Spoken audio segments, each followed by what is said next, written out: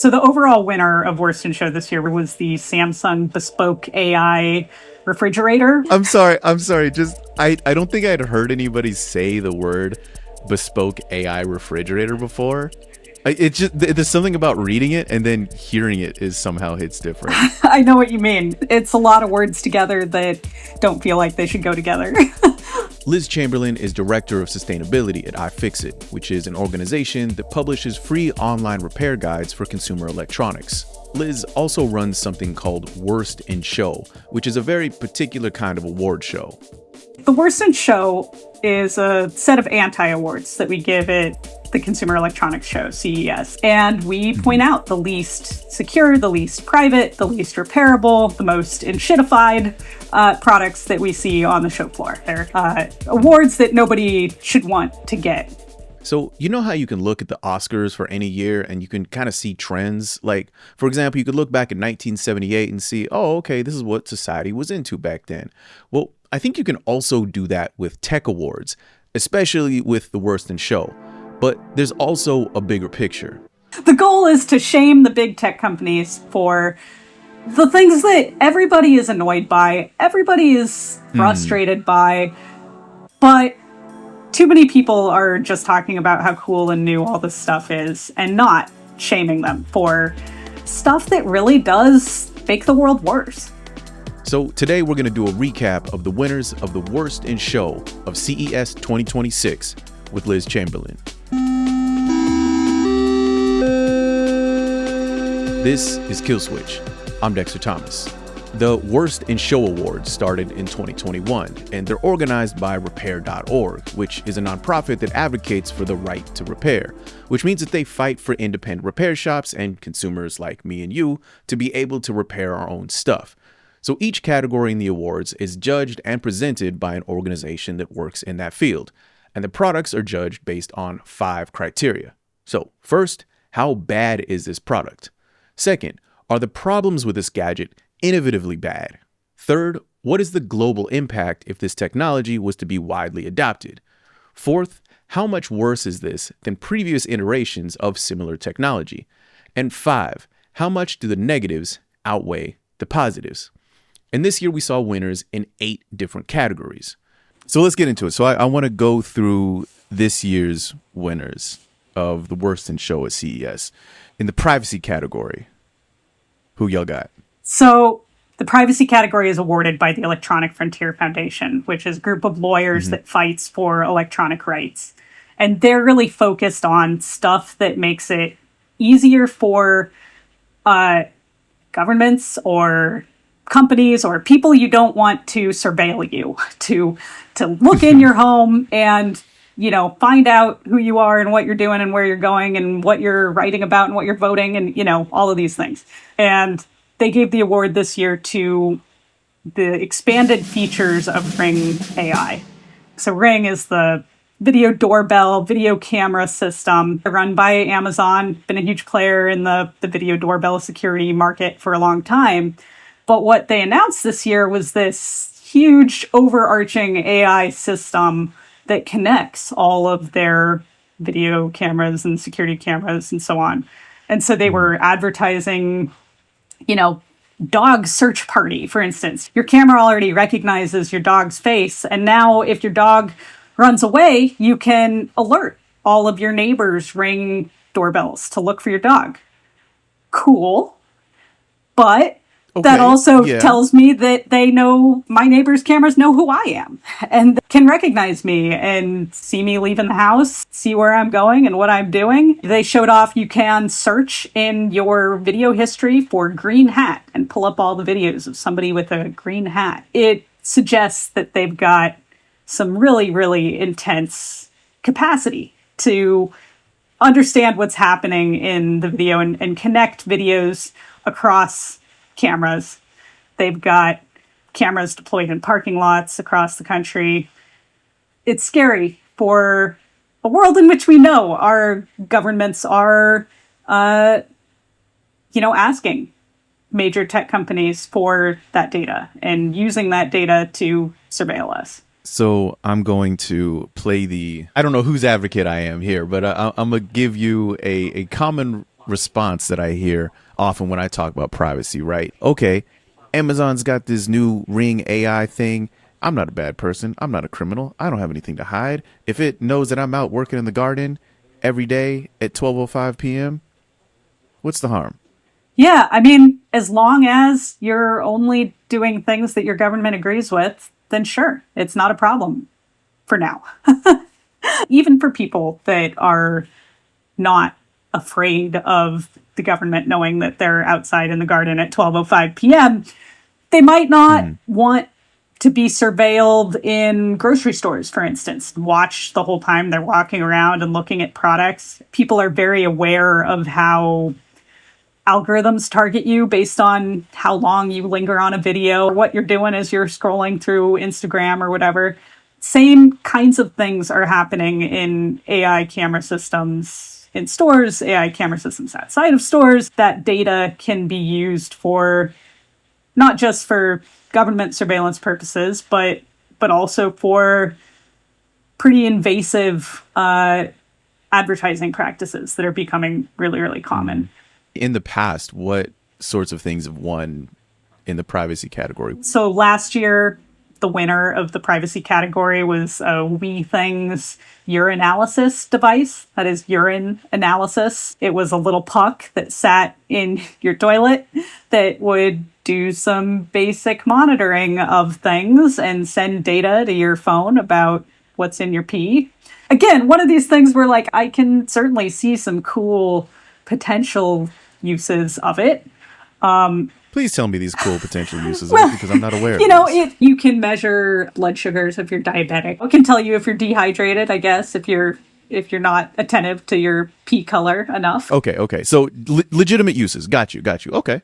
But Cindy Cohn, the director of VFF, pointed out that, it included measurement of pregnancy hormone. And it theoretically could be used to track women who are pregnant and then try to seek abortion care out of state or something. That was the really sort of scary use case she pointed out.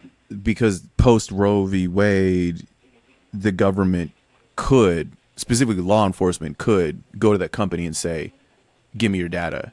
Exactly. Yeah. And it could be used as evidence that that somebody was disobeying the law in that particular way. Which sounds very Orwellian, whatever you want to call it, but this is the world that we're living in now. Exactly. So historically, the privacy category awards the product whose features and data collection could be used for surveillance and tracking, like the one that we just talked about, the urine analysis tool. Bad privacy is products that keep too much of your data in. But then there's bad security, which is products that do a bad job of keeping people out, like, say, hackers. And this brings us to the Worst in Show's Security Award. The winner was merach treadmill. It's a smart treadmill thing that merach, which is a relatively small Chinese home fitness company, announced. Mm-hmm. But what was unusual about this is in their privacy policy said that they cannot guarantee the privacy of customers' data, which, hold on, I appreciate that. That's real. On the one hand, yes, it's true that they can't guarantee it. Nobody can guarantee it.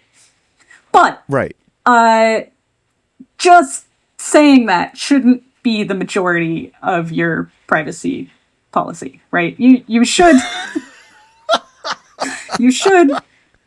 have more to offer your customers about how you're protecting their data than that. The problem with this treadmill's privacy policy was that it actually said, verbatim, "We cannot guarantee the security of your personal information," end quote.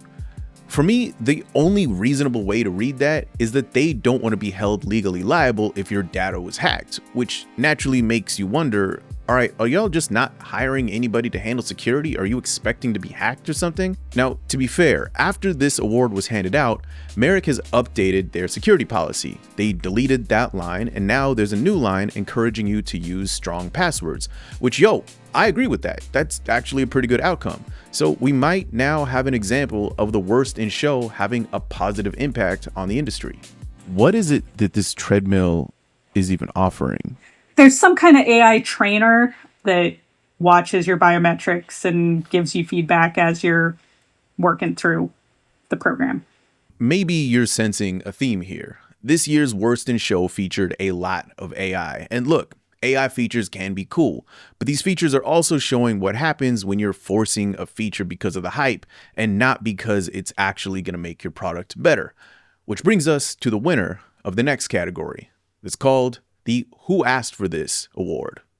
Who Asked for This? We gave this year to the Bosch 800 series coffee maker with Alexa Plus. And Bosch has had this series of coffee makers for a long time. They're really popular, countertop, all-in-one kind of thing. You push a button and it makes you a latte or a mocha or whatever. And they have had an Alexa feature on this thing for a while. You can walk into your kitchen and tell it to make you a mocha, and it'll do it. They announced that they were adding in Alexa Plus this year. The machine isn't out yet with Alexa Plus, but when it is, it should be theoretically the same thing. You walk in, you ask for a mocha. But the Plus adds in a large language model between you and the execution of that command. And what people who have tested the Alexa Plus feature on this coffee maker have said is that they don't always get the response they're expecting. They give the coffee maker a command and it doesn't do what they asked, or that it has follow-up questions, or it wants to have a conversation with them. You're so right to want a latte. Can I tell you about the history of lattes? Exactly. I don't know about you, but I do not need a coffee maker to make me a latte by voice command, let alone trying to have a full-blown conversation with me when I still haven't had any coffee yet. So yeah, this makes a lot of sense to me as a winner in the Who Asked for It category. But apparently the company itself really disagrees with that. But this year I got a long email from a Bosch marketing rep. And the marketing rep said he was confused by that award because it is apparently their most requested product. I don't know what people are asking for exactly. Nevertheless, I really doubt that anyone was asking for the shift that we highlighted from Alexa-powered coffee machine where you can walk into your room and ask for a cup of coffee to an LLM Alexa-powered coffee machine, which sometimes gets it wrong. It just introduces this layer of non-deterministic question mark between you and getting a cup of coffee. Okay, fair enough. Maybe someone did ask for this feature. It's not for me, but hey, that's okay. Spend your money how you want. But the funny thing about a lot of these products that win these awards is that it kind of feels like some of them could have won any of the categories. Like the winner of the Worst Environmental Impact Award, I also think is a pretty good contender for the Who Asked for This award. The environmental impact winner this year was Lollipop Star, which is a lollipop that plays music when you put it in your mouth. It plays sound via bone conduction, so you bite down on it and it sends sound waves through your teeth directly to your ear bones. This concept isn't brand new. There was a product called Sound Bites back in the 90s that did this. You're not gonna believe this. It's called Sound Bites, and it makes sound and music inside your head. No way! Yes way. Try it. Only Sound Bites send sound into a candy pop from your teeth to your ear. In case you don't remember these, the Sound Bites was basically a plastic handle into which you would insert a normal lollipop on top, and you could press buttons on that plastic handle and it would play generic rock guitar sound effects and it would vibrate through your teeth. Another company had a product called Tooth Tunes, which were toothbrushes that did a similar thing. Check this out. This new toothbrush will rock your world. Introducing Tooth Tunes. You get 2 minutes of music.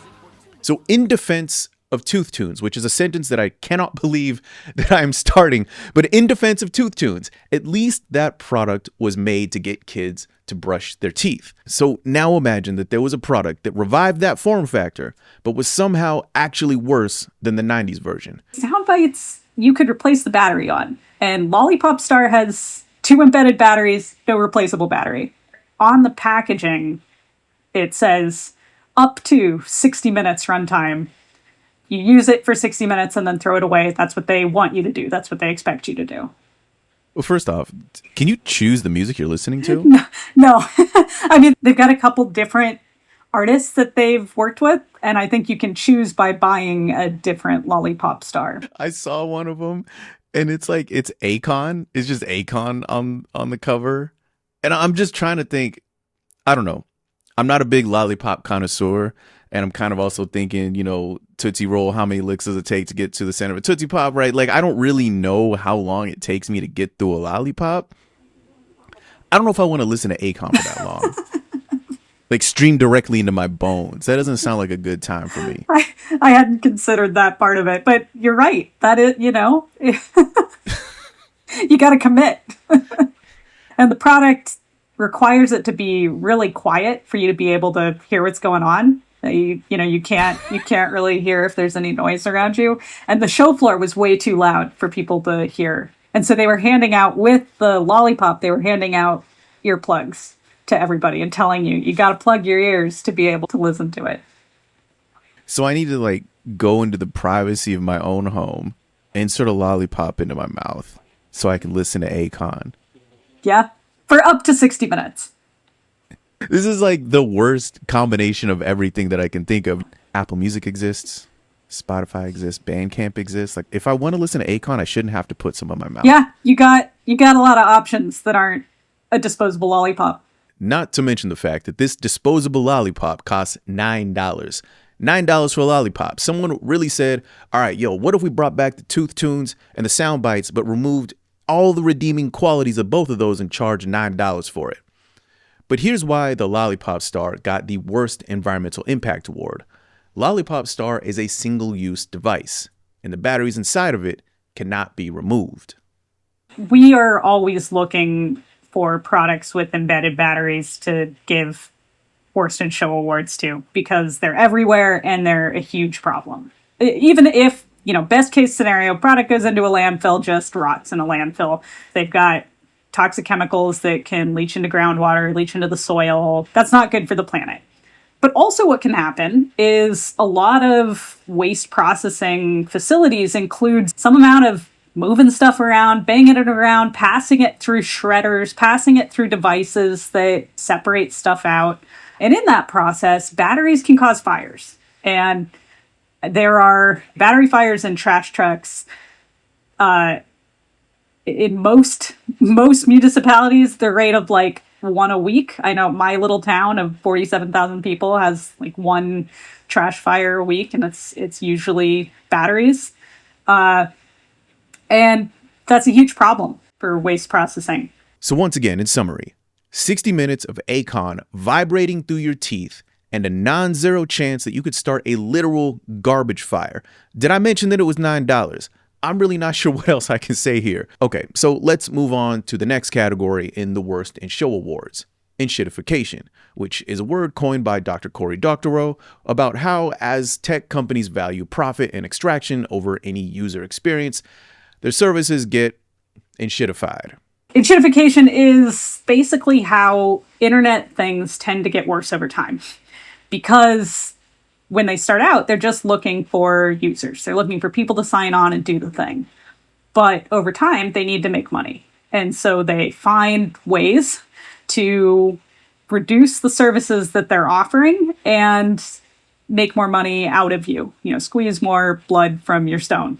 And so the enshittification award winner this year was the Bosch e-bike app. The Bosch e-bike Flow app pairs to your e-bike, and you can use it as a digital lock. You can track your bike if it gets stolen, and you can record your rides with pretty detailed stats. It also links the bike's major components, like the motor, the battery, and the display, together digitally.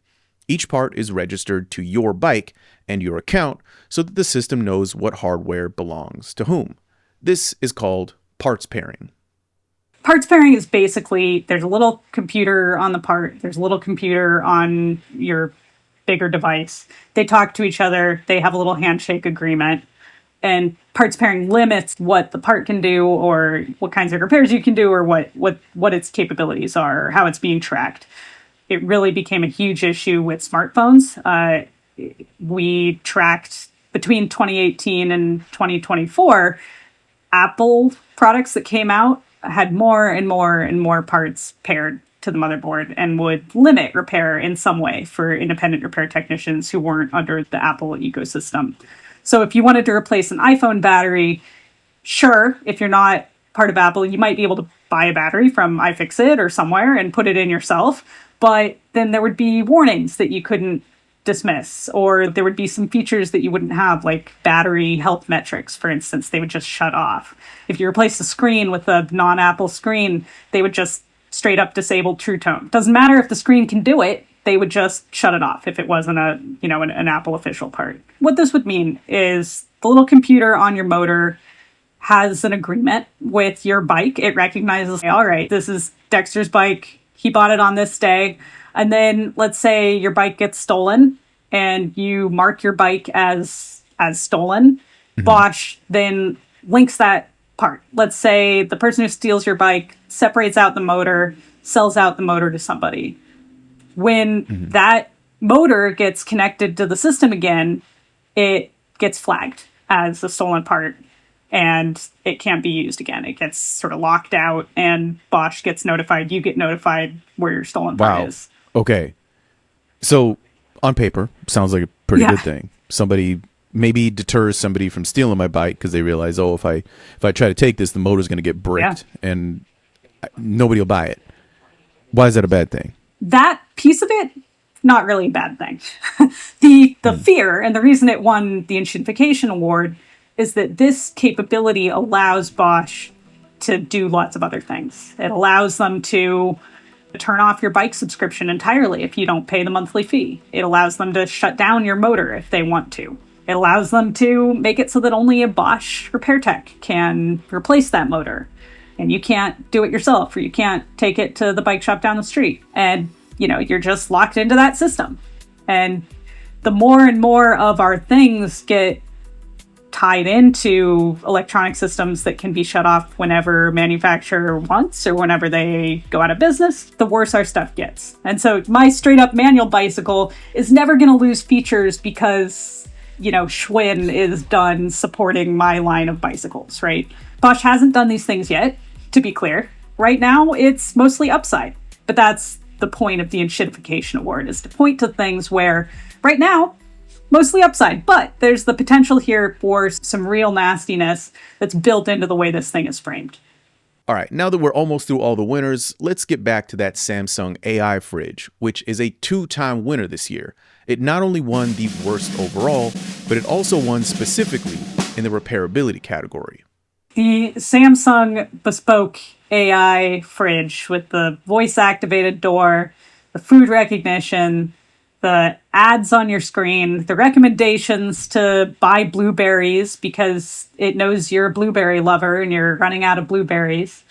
It represents more points of potential failure in a high failure product from a company that has not been consistently good about repair. Samsung has a pretty bad reputation when it comes to repairability. iFixit has continually criticized them for charging prices for parts that just don't seem justified, if those parts are even made available.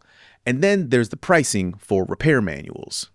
I don't have any repair technicians for Samsung in my town because Samsung charges repair techs like $1,000 a year to have access to their repair documentation. And so a lot of appliance techs just don't do it because it's so expensive. Wait, it charges them $1,000 a year? Yeah. To be able to have a manual? Yeah, basically. The online app diagnostic thing, there's a subscription fee and there's a special dongle you need to connect to the fridge. And so a lot of people just don't do it.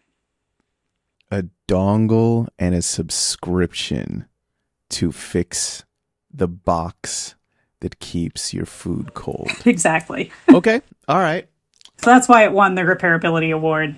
It won overall worst in show because not only does it have all these potential repair problems, it also has the enshittification potential of ads showing up on your screen.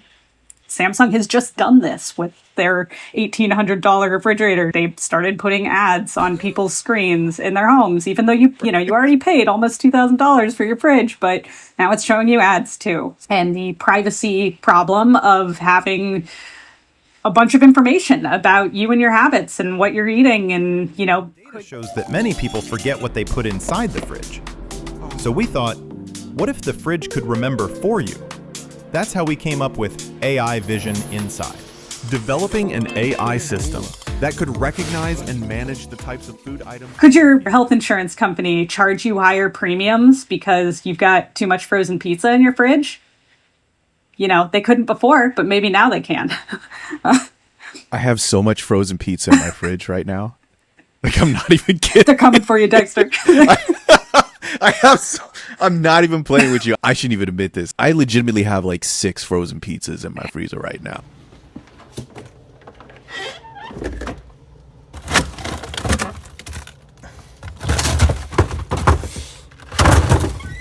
Hey, when the deal's good, you gotta buy in bulk. It was a good deal. One thing that I noticed is there's some interesting features. You can say open sesame and the door opens. Like, you can voice command open the door. How do we feel about that? Yeah, the image that they keep showing of this is somebody with their hands full, got a big casserole, trying to put it in the fridge. You say open sesame, the door opens. Okay. Imagine cooking with your hands full. Now you can just say, "Hi, Bixby. Open the fridge door." and the door opens. A fridge is something the whole family uses together. When the judges got together, we talked about the chance that maybe you're in a wheelchair. You want to be able to open the door that way. I recognize that some of the time this might be a useful feature, but it just introduces so many more points of failure. There's now the automatic door opening that's built into the hinge of the door mechanism that is yet another complicated part that you can only get a Samsung repair tech to service. And it, again, adds an LLM between you and opening your fridge. And that they were showing it off on the show floor, and it was so noisy in there that the people demoing it had to get really close to the door and sort of shout it into the microphone of the fridge. And I'm imagining it at a party or something, the music's playing loud, people are talking, like shouting at the fridge to get it to open. Or you got kids yelling in the background, and you're trying to, I'm trying to get to the fridge, I need a drink.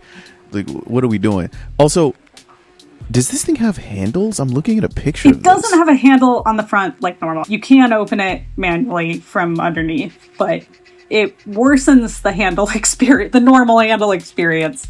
And just to be real here for a second, voice command to open a fridge on paper sounds like it could be really helpful for someone who's disabled and needs help opening the fridge door sometimes.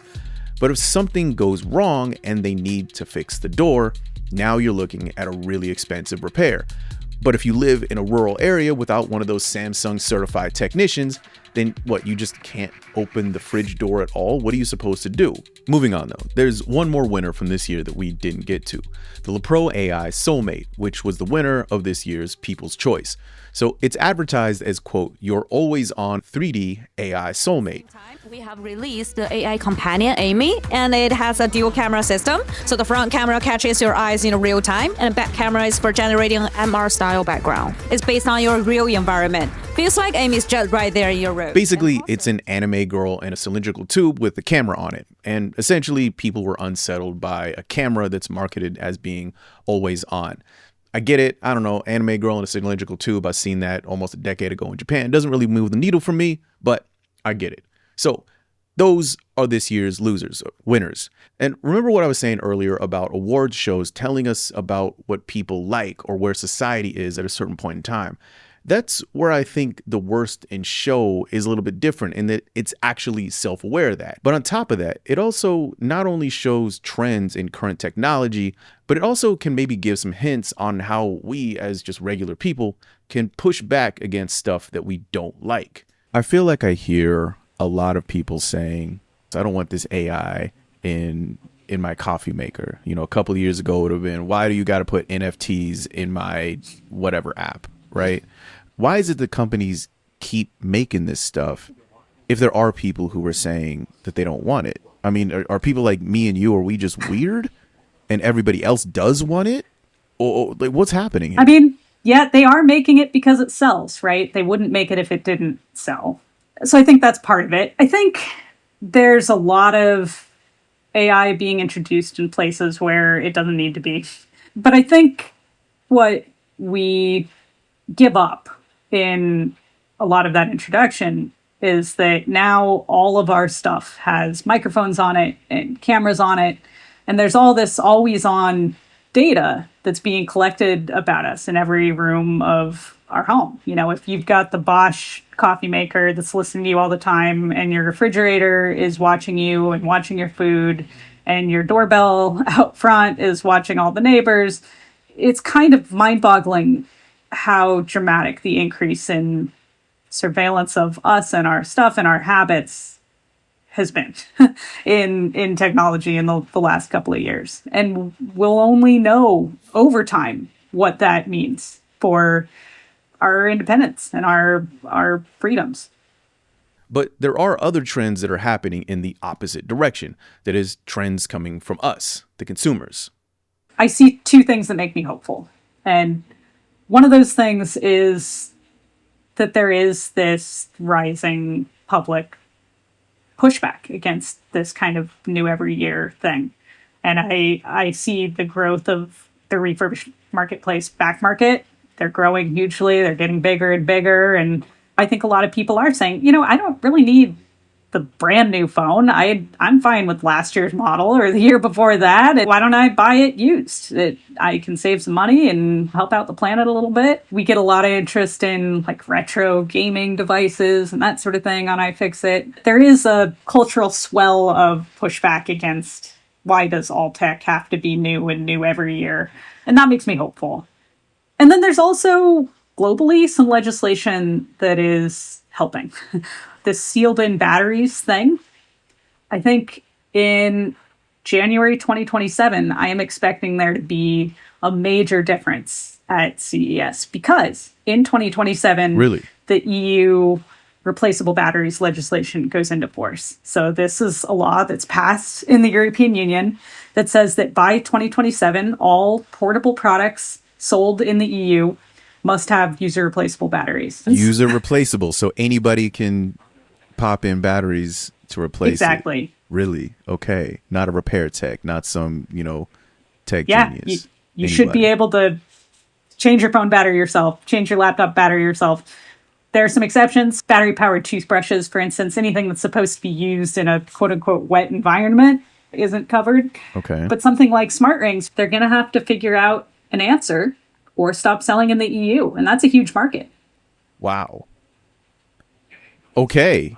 I'm looking forward to that. Shoot. Me too. Well, then what do you think the awards will look like next year then? You know, I would love to have a Worst in Show where we don't give a sealed-in battery award. I would love for there to be so few things on the market that it's not worth pointing to. If we're to take one thing from this year's Worst in Show awards, or the Worst in Show awards in general, what do you think it would be? I would like people to be less bought into the hype cycle. I would like people to, when something breaks, think about whether they can fix it, not, well, it's time for me to upgrade anyway. I think if people recognize that upgrade is it's brainwashing by manufacturers to some extent. Manufacturers have trained us all to look for next year's model, look for what are the new features out on the market today. And for those of us that love technology, it's really effective brainwashing. Yeah. I work in repair. I work for a repair company. I say this stuff every day, and I still have that thought at first when something breaks, like, oh, well, I should just get a new one. But I think it takes all of us sort of pushing back against that subroutine in our own heads, And that's it. There we have it. So I'd actually be curious to see what you thought about this year's Worst in Show Awards. Did you agree with the results? I mean, me personally, I'm not really sure how an AI companion beat out the lollipop star for People's Choice. But you know what?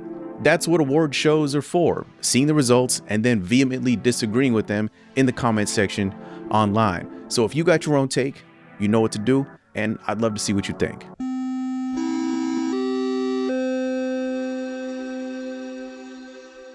thank you one more time to Liz, to repair.org, and to everyone who participated in the Worst in Show Awards. And of course, thank you once again for checking out another episode of the video version of the Kill Switch podcast. And yes, this is a podcast, which means that you can find Kill Switch wherever you listen to your audio podcasts. The audio version has a whole different mix, and you can find the link to that in the description.